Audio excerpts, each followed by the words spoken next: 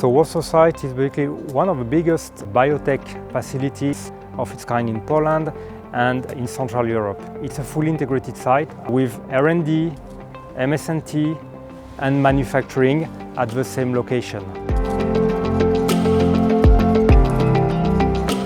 We can support very early stage products, can go very quickly developing a process, a cell bank, producing preclinical and early clinical material, but we can also support later phase for phase 3, process qualification and of course commercial.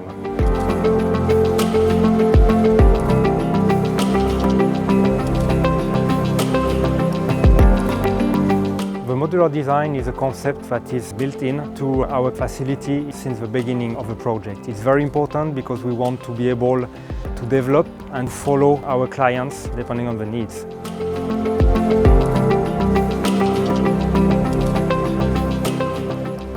We are committed to positive outcomes and delivering projects on time to specification.